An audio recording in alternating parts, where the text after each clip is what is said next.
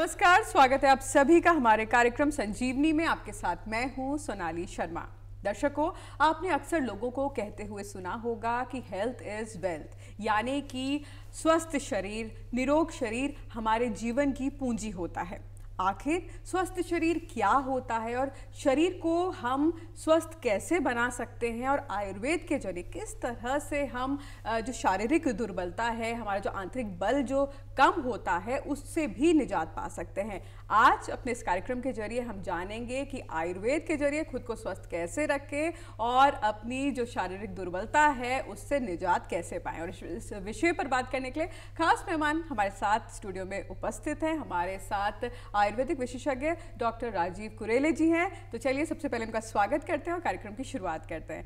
Doctor कुरेले जी, बहुत बहुत स्वागत आपका। नमस्कार, बहुत बहुत धन्यवाद दूरदर्शन का जो हमें आपने आमंत्रित किया। तो डॉक्टर कुरेले जी, जिस तरह से हम बात करते हैं और कई बार हम लोगों से ये कहते हुए सुनते हैं कि हेल्थ इज वेल्थ, यानी कि अच्छा स्वस्थ शरीर कहीं ना कहीं हमारे जीवन की एक पूंजी के समान है। तो सबसे पहले जानना चाहेंगे कि स्वास्थ्य को आप किस तरह से परिभाषित करते हैं, कितना महत्वपूर्ण होता है एक स्वस्थ जीवन जीना, उसे बनाए रखना? बहुत बढ़िया आपने पूछा। स्वास्थ्य जैसे कि हमारे नाम से ही पता लग रहा है, इसका दो शब्दों से बना है, स्व और अवस्था। हमारी जैसी अवस्था नेचुरली होनी चाहिए वैसी हो तो हम हेल्दी होते हैं। और स्वावस्था कैसी है? सद चित्त आनंद। और इसको आयुर्वेद में जो इसके पिलर बताए हैं स्वास्थ्य के, हेल्थ के 3 पिलर बताए हैं। आहार, हमारी डाइट, निद्रा, हमारा जो रेस्ट है, स्लीपिंग पैटर्न है, और ब्रह्मचर्य अर्थात हमारा संयम, नियम। तो इसके अतिरिक्त व्यायाम एक चौथा पिलर है। इन 4 पिलर पे हमारी पूरी हेल्थ डिपेंड होती है।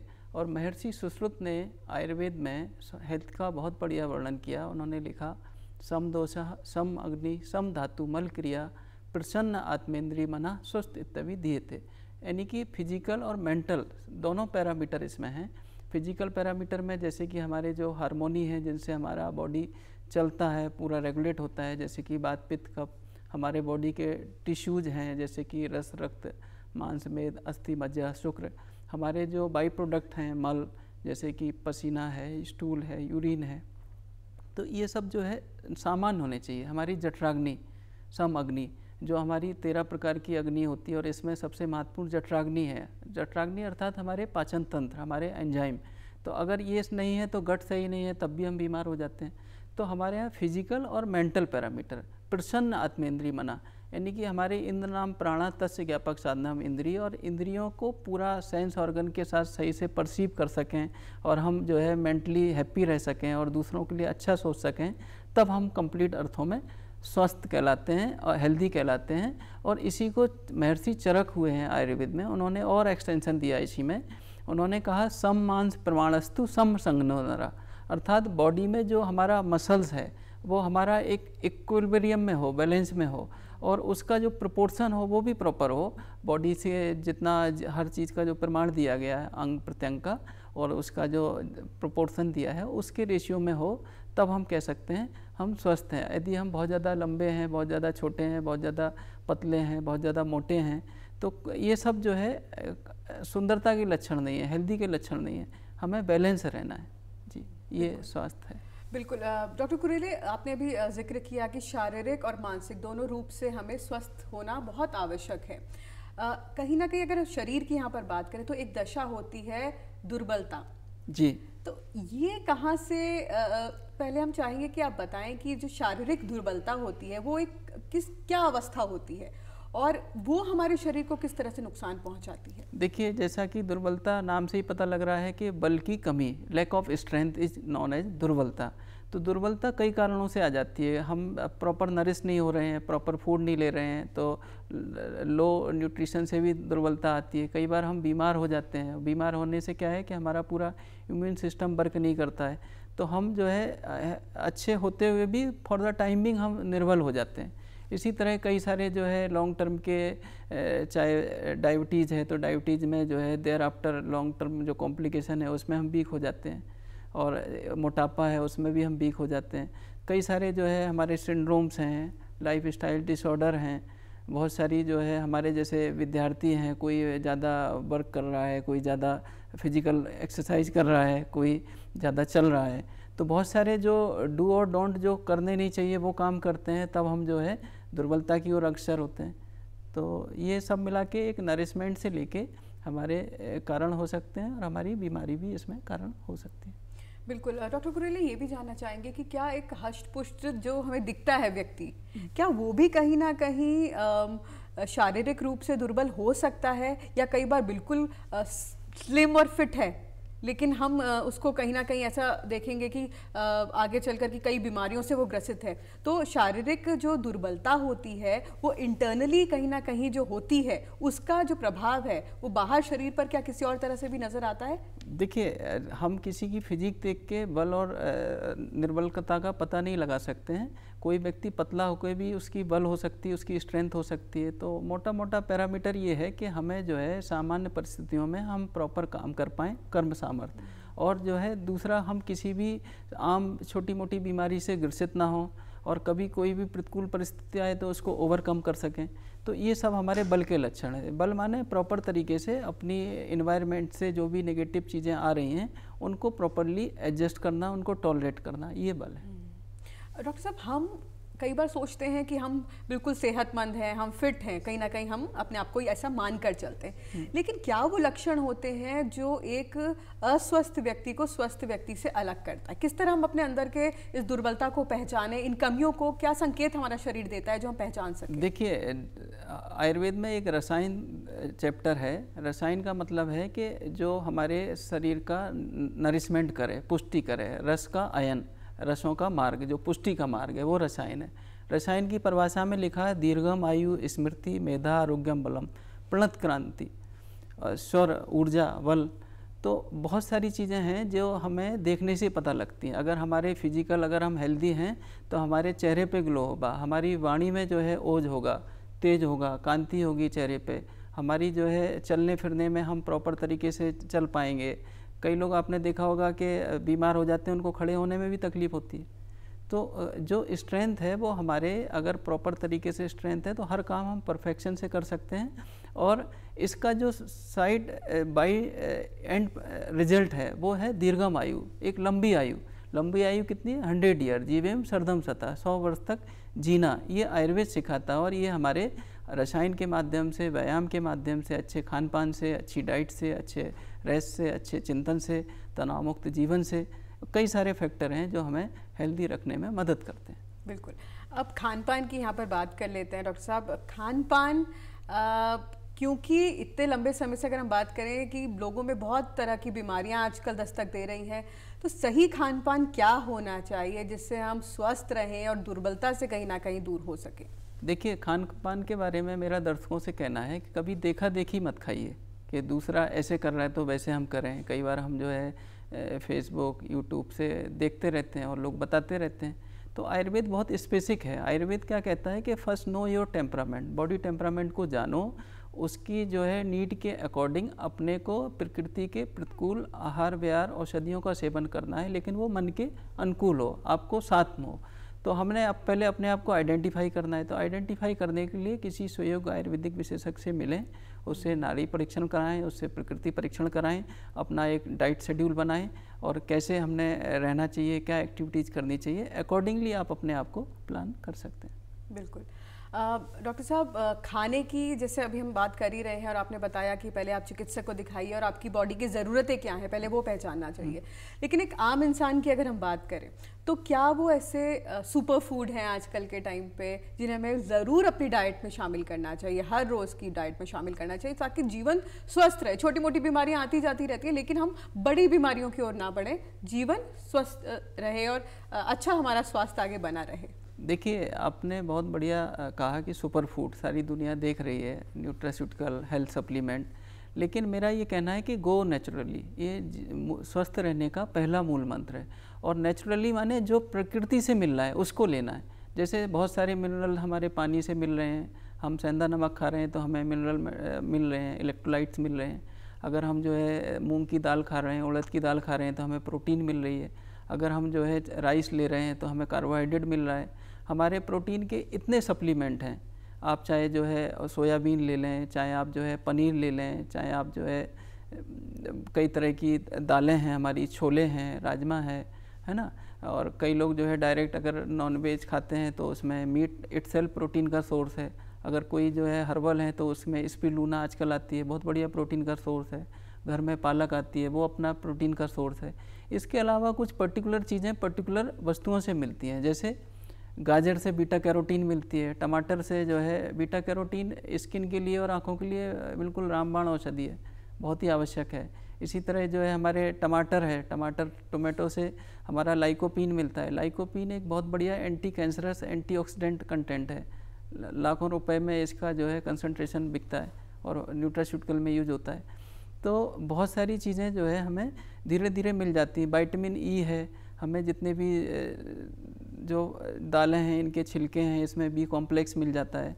तो कई सारे जो है विटामिन ई के अलावा हमारा विटामिन डी है, तो ये भी जो है हमारे फ्रूट्स में, सारी सब्जियों में, सभी में मिलता है। तो हमने जो है कोशिश ये कर दी है कि सारी चीज़ों को हम अपने खान पान के माध्यम से लें, बजाय इसके कि हम मेडिकल स्टोर से लें। वो तब की कंडीशन है जब आप बहुत ज़्यादा बीमार हो गए हैं, फॉर द टाइमिंग आपने ले लिया, लेकिन आप जो है पोषक तत्वों में दूध घी खाइए और अपना स्वस्थ रहिए।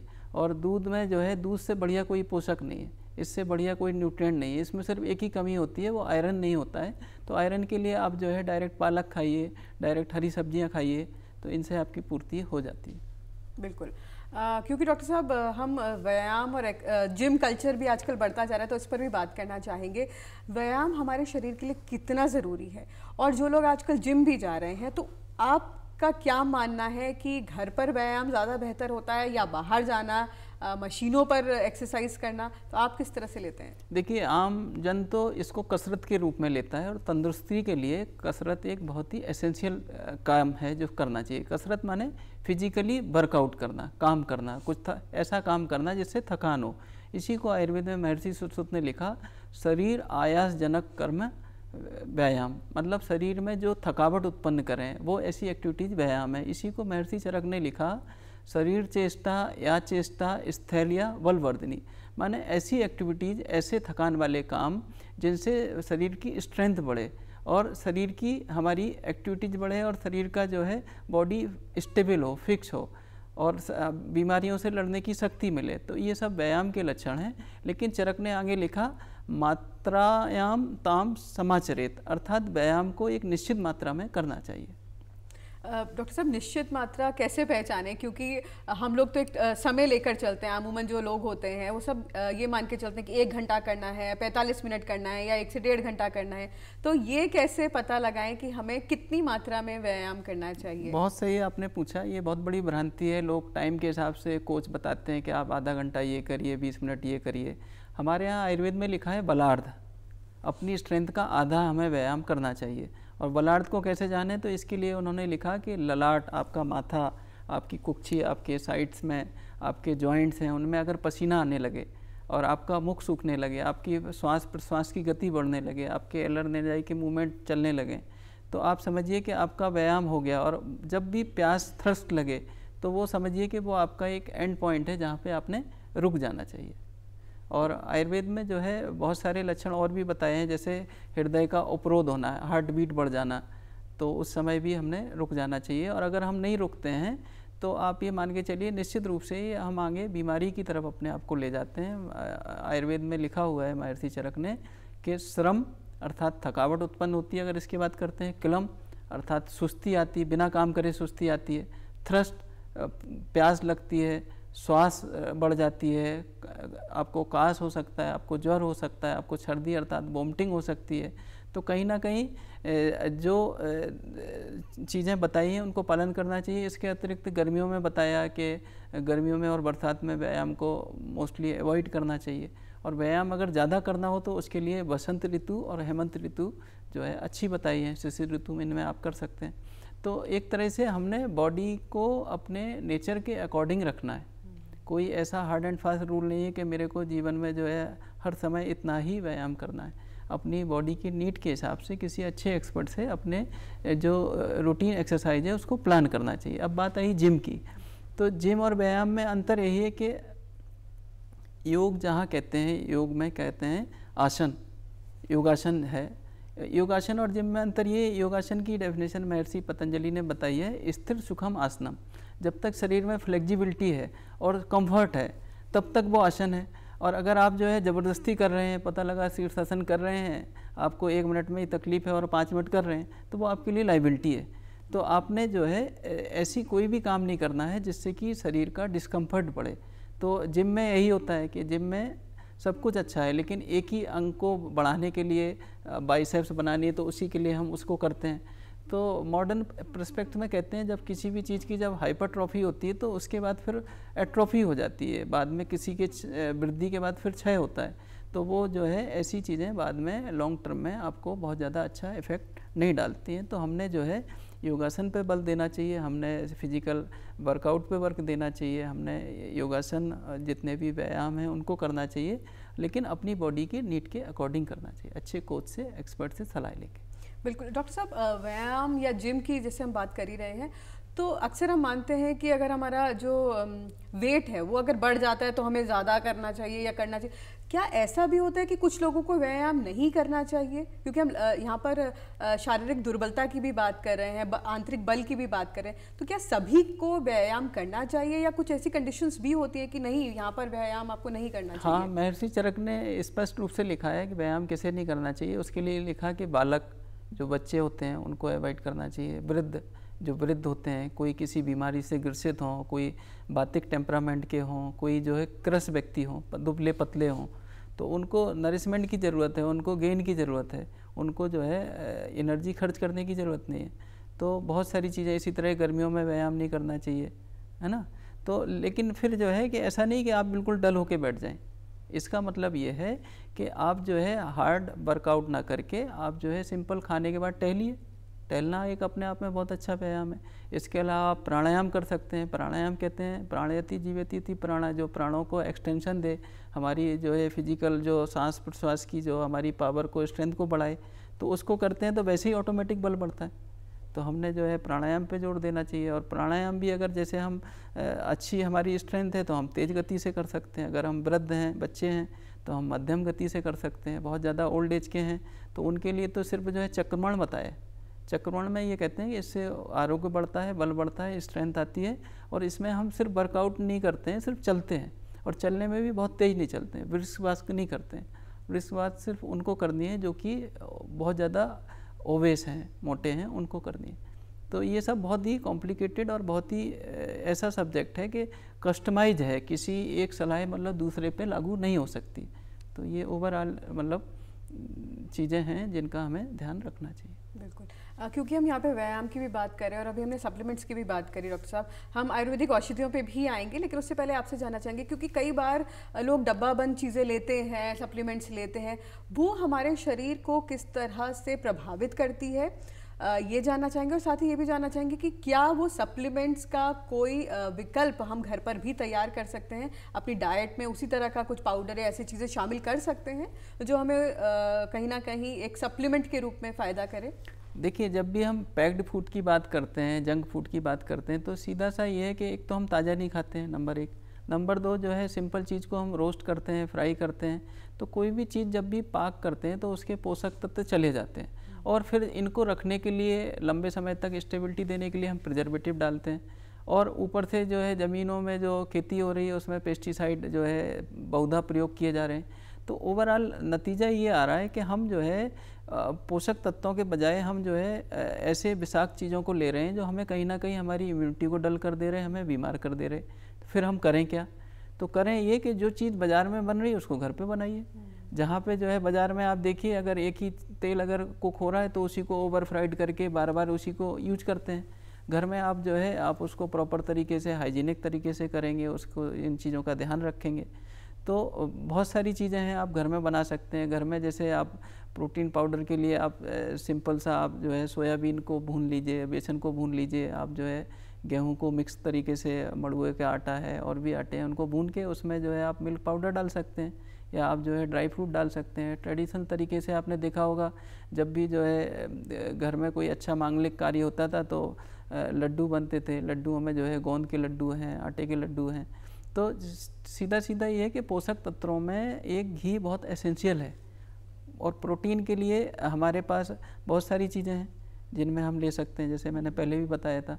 तो हमने जितनी भी चीज़ें बनानी हैं, अब जैसे आप मार्केट में अगर पिज़्ज़ा खा रहे हैं और चीज़ें ले रहे हैं, उसके बदले आप घर में चीला बना सकते हैं। चीला बनाएंगे, उसमें आप जो है ड्राई फ्रूट भी डाल लीजिए, आप उसमें जो है तेल के बजाय देसी घी डाल लीजिए। तो घी जो है, लोगों को भ्रांति होती है कि घी से कोई हमारा कोलेस्ट्रॉल ना बढ़ जाए, ये ना हो जाए, हार्ट रोग ना हो जाए। तो देसी घी कभी नुकसान नहीं करता है, देसी घी हमेशा फ़ायदा करता है, बहुत सारी रिसर्च से ये प्रमाणित हो चुका है। बस ये कि हमने किसी भी चीज़ को नेचुरली लेना है, बहुत ज़्यादा हम ओवर कुक्ड ओवर फ्राइड करेंगे तब जाके वो हमें एक समस्या दे सकता है। तो दूध, घी, मक्खन, पनीर, ये मिल्क प्रोडक्ट, गुड़ अपने आप में एक बहुत अच्छे रसायन है। इसके अलावा प्राकृतिक रूप से आप देखिए, गर्मियाँ हैं, आपको स्ट्रेंथ चाहिए तो नारियल पानी से बढ़िया कुछ अमृत नहीं है। एवरीथिंग आपको जो है पोषक तत्वों में सब कुछ मिल जाता है। अब आयुर्वेद की बात करें तो एक से एक औषधियाँ हैं। आप देखिए, बल कषाय, महाकषाय महर्षि चरक ने बताए हैं, ब्रह्मण महाकषाय बताए हैं। तो इसमें समान रूप से अश्वगंधा सभी में है। इसमें बला, अतिबला, विदारा, शतावरी, विदारी कंद, बराही कंद, कई तरह की औषधियाँ हैं जो हमें जो है स्ट्रेंथ देती हैं। शिलाजीत जो है हमारे यहाँ बताया गया है कि रसायन योगवाही होती है, बल होती है, और इसमें वेंजोपायरिन और फुलविक एसिड होते हैं जो फीलिंग ऑफ वेलबींग तो देते ही, हमारी स्ट्रेंथ को भी बढ़ाते हैं, हमारे उत्साह को भी बढ़ाते हैं। और इसमें 200 से ज़्यादा माइक्रोन्यूट्रिएंट पाए जाते हैं। आयरन अच्छा होता है, कोलेस्ट्रॉल कम होता है। तो आजकल आप चाहें तो जो है दूध में, जैसे आप कॉफ़ी पीते हैं, उसमें थोड़ा सा आप पाउडर 500 mg से 1 ग्राम के बीच में आप उसको घोल के आप ब्लैक कॉफ़ी के रूप में आप उसको प्रयोग कर सकते हैं। आप कैप्सूल के रूप में प्रयोग कर सकते हैं। आयुर्वेद में एक चंद्रप्रभावटी है जो कि शिलाजीत भी होता है और बॉडी की ग्लो और किडनी फंक्शन को वह अच्छा रखने के लिए देते हैं। इसके अलावा हमारे पास अश्वगंधादि योग आता है जिसमें कि अश्वगंधा और विदारा का प्रयोग करते हैं मिश्री के साथ, बहुत अच्छी स्ट्रेंथ बढ़ाता है। इसी तरह सतबीरादि योग है, आपने आम रूप से सुना होगा, मार्केट में लोग स्वतः खरीद लेते हैं, लेकिन फिर भी डॉक्टर से परामर्श से लेना चाहिए। जैसे मूसली पाक है, जैसे कि बादाम पाक है, अश्वगंधा अवलेह है, एक से एक औषधियाँ भरी पड़ी हैं हमारे यहाँ। और आम परिस्थितियों में जिसको कुछ पता नहीं होता वो खाली च्यवनप्राश ले लेता है। आपने देखा होगा गोल्डन मिल्क जो है अभी कोरोना टाइम में बहुत ज़्यादा प्रचलित हुआ और बहुत अच्छा रिजल्ट भी रहा। तो हल्दी एक तरह का स्टेरॉइड है, प्लांट स्टेरॉइड, और दूध जो है पोषक होता है। तो हल्दी का छीर पाक करके इसको देते हैं पका के। आप सिंपल हल्दी को, आधा चम्मच हल्दी को दूध में घोल के दे देते हैं। इसके अतिरिक्त जो है दूध में लोग जो है सीधा सीधा मखाने को घोल के उसकी खीर बना लेते हैं। कई लोग जो है गाजर का हलवा खाते हैं। तो अपनी चॉइस, अपनी नीड और अपने टेस्ट के अकॉर्डिंग आप अपने जो फूड हमारे आसपास अवेलेबल हैं उनको प्रयोग करिए। आप जैसे फिग, आपका अंजीर जिसे कहते हैं, अंजीर और किशमिश, रेजिन, वेट गेन के लिए बहुत बढ़िया औषधियाँ हैं। इसके अतिरिक्त मखाने जो है हमारी स्ट्रेंथ को बढ़ाती है, मैग्नीशियम देती हैं, बहुत सारा हमें हड्डियों को मजबूत करती हैं। इसके अतिरिक्त जो है बहुत सारे हमारे और पदार्थ होते हैं, जैसे कहना चाहिए फिग के अतिरिक्त हमारे रेजिन्स होते हैं, डेट्स होते हैं, बनाना आपने देखा होगा इतना बढ़िया है। गर्मियों के लिए आम से बढ़िया कहते हैं कि फलों का राजा है, इतना सस्ता भी है और बहुत अच्छा है, सारे पोषक तत्व मिलते हैं। इसके अतिरिक्त ये पाचक भी होता है, बनाना से आपको सारी चीज़ें मिलती हैं। तो खाने के लिए मेडिकल स्टोर की जाने की ज़रूरत नहीं है, आपको घर में सब कुछ मिलेगा। सलाद जो है आप घर में जो खाना खाते हैं, आपकी जो है अमूमन सलाद की प्लेट बहुत छोटी होती है और जो है थाली बहुत बड़ी होती है। आप जस्ट रिवर्स कर दीजिए, सलाद की थाली बड़ी कर दीजिए और खाने की थाली छोटी कर दीजिए, देखिए जो है सारी चीज़ें आपको मिल जाएंगी, है ना। अच्छी हवा, अच्छा पानी और अच्छी सोच, ये जो है हमें कहीं ना कहीं हेल्दी रख देते हैं। बिल्कुल। डॉक्टर साहब, हम रोग प्रतिरोधक क्षमता की भी बात करते हैं, जब भी हम स्वास्थ्य की बात करते हैं तो कहीं ना कहीं वो भी एक कैटेगरी है। तो उसको किस तरह से मजबूत करें, क्योंकि कहीं ना कहीं अगर हमारी इम्यूनिटी स्ट्रांग होगी, हमारी रोग प्रतिरोधक क्षमता स्ट्रांग होगी, तो हम इवेंचुअली हमारा जो स्वास्थ्य है वो बेहतर होता जाएगा। तो इसके बारे में आयुर्वेद में क्या कहा गया है? देखिए, हमने क्या है, अपने बुजुर्गों को देखना छोड़ दिया। अपनी दादी माँ क्या करती थी, हमारी नानी क्या करती थी, वो देखना बंद कर दिया। हम जो है यूट्यूब और फेसबुक देखने लग गए, तभी समस्या आ रही है। पहले क्या होता था, सवेरे उठते ही अंकुरित अनाज मिलता था आपको, रात में ही जो है चने भिगो के रख दिए जाते थे, मुनक्के रख दिए जाते थे, मुनक्के को दूध में दिया जाता था। इसके अतिरिक्त जो है आपको जब भी आपको थोड़ा बहुत नाश्ते में जो है आपको काजू मिलेंगे, अखरोट मिलेंगे, किशमिश मिलेगी, बादाम मिलेगा, आपको जो है बहुत सारे जो और ड्राई फ्रूट होते हैं, पिस्ता है, ये सब मिलते हैं। तो हमने जो है अपनी नीड के अकॉर्डिंग, ऐसा नहीं कि आपके लिए महंगा है तो आपके लिए कोई विकल्प नहीं, प्रकृति ने सब कुछ दिया। आप जो है मूंगफली से अच्छा कोई जो है प्रोटीनियस कंटेंट नहीं है, इतना पाचक, आपको जो है स्ट्रेंथ भी देता है, गर्मी भी देता है, आपको जो है हर तरह से आपको नरिश करता है। आपको कुछ नहीं, घर में जो है तिल ले लीजिए, तिल बढ़िया पौष्टिक होते हैं, तिल के लड्डू आपने देखो जब सर्दियाँ होती तो लोग खाते हैं। तो हमने जो है सीधा ये देखना है। इसके अतिरिक्त जो है बहुत सारी चीज़ें आपने देखा होगा, पहले चटनी खाते थे। आयुर्वेद में महर्षि चरक ने लिखा कि एक रस का अभ्यास करने से दुर्बलता आती है और सभी रसों का अभ्यास करने से स्ट्रेंथ आती है। अब पता लगा आप जो है दाल फ्राई खाए जा रहे हैं, तो वो भी गलत है। कोई बच्चे जो एक ही पर्टिकुलर सब्जी खा रहे हैं, एक ही चीज़ को ले रहे हैं, तो अपने खाने में वैरायटी को लाइए, अपनी चीज़ों में रीजनल सीजनल और जो है लाइट चीज़ों को लाइए और समय पे भोजन करिए और जो है आप कम खाइए और पौष्टिक खाइए, तो आप हेल्दी रहेंगे। इसके अतिरिक्त जो है हमारे यहाँ जैसे आंवला खाने के लिए बताया, नित्य सेवन के योग में चीज़ें जैसे आंवला है, एंटी एजिंग होता है, वय स्थापक होता है, हमारी आयु को बढ़ाता है, लॉन्गिविटी को बढ़ाता है। इसमें जो है सारे रसायन गुण होते हैं, पाचक गुण होते हैं, रोचक होता है, रुचि को भी बढ़ाता है। तो चीज़ों को जो है धीरे धीरे आप देखिए कि हमारे नेचर ने हमारे लिए क्या बनाया है, बस उनको देखना है और उनको देखना ही नहीं है, उनको यूज करना है और उसी से आपकी हेल्थ बनेगी। अब देखिए पुराने ज़माने में आपको हल्दी किसी ना किसी रूप में जाती थी, आज भी जो है खाने में ऐसा कोई रेसिपी नहीं होती जिसमें हल्दी ना पड़ती हो। तो बस जो है ओवर फ्राइड से बचिए, ओवर कुकिंग से बचिए और जो आपके घर और किचन में है उस पर फोकस करिए और मार्केट में और डब्बा बंद चीज़ों पे, पैक्ड चीज़ों से हाथ जोड़ लीजिए, तो आप समझिए कि हेल्थ आपके पीछे पीछे आएगी। बिल्कुल। हाँ। तो डॉक्टर साहब चलते चलते आप दर्शकों को क्या सलाह देंगे, किस तरह से आपका जीवन स्वस्थ रहे, आप का आंतरिक बल, स्ट्रेंथ आपकी शरीर की बनी रहे, किस तरह से दिनचर्या होनी चाहिए हमारी? देखिए लास्ट में मैं यही कहना चाहता हूँ कि जैसा खाएं अन्न वैसा बने मन। हमारे यहाँ कहा गया आहार शुद्धि सत्य शुद्धि ध्रुवा स्मृति, यानी कि आहार के सूक्ष्म भाग से मन का पोषण होता है। और जब भी आहार गलत अंशों से आता है, गलत तरीके से आता है और हम मेहनत की जब कमाई नहीं लेते हैं, तो कहीं ना कहीं हमारे जो है मानसिक रूप से प्रवृत्तियाँ जो है प्रतिकूल रूप से आती हैं और हम कहीं ना कहीं अच्छा खाते हुए भी पनपते नहीं हैं, स्वस्थ नहीं होते हैं। तो हमने जो है एक मेहनत से, ईमानदारी से, सच्चाई के साथ अपने जीवन को जीना चाहिए, तनाव रहित जीना चाहिए। जब सच्चाई से जिएंगे तनाव नहीं आएगा और तनाव नहीं आएगा तो वही खाना आपको लगेगा, तो हम हेल्दी होंगे। तो ये एक बहुत बड़ी बात है जिसको हमने आजमाना चाहिए। और इसके अतिरिक्त अपनी प्रकृति को अपने नेचर के अकॉर्डिंग, अपने ऋतुओं के अकॉर्डिंग दिनचर्या, ऋतुचर्या, रात्रिचर्या और जो है अपने सीजनल रीजनल जो है आप आहार विहार औषधियों का सेवन करेंगे और समाज के लिए कुछ अच्छा सोचेंगे, अच्छा करेंगे, तो आप निश्चित रूप से शारीरिक और मानसिक रूप से स्वस्थ हो पाएंगे, जैसा कि महर्षि सुश्रुत ने बताया था। बिल्कुल। तो डॉक्टर साहब बहुत बहुत शुक्रिया, आप हमारे कार्यक्रम में आए और एक स्वस्थ जीवन शैली के लिए, एक शारीरिक दुर्बलता को दूर करने के लिए आपने इतनी महत्वपूर्ण जानकारी हमारे दर्शकों को दी। आपका बहुत बहुत शुक्रिया। नमस्कार नमस्कार नमस्कार। तो दर्शकों, उम्मीद करते हैं आपको संजीवनी का आज का भाग बेहद पसंद आया होगा। फिलहाल के लिए इजाज़त दीजिए, नमस्कार।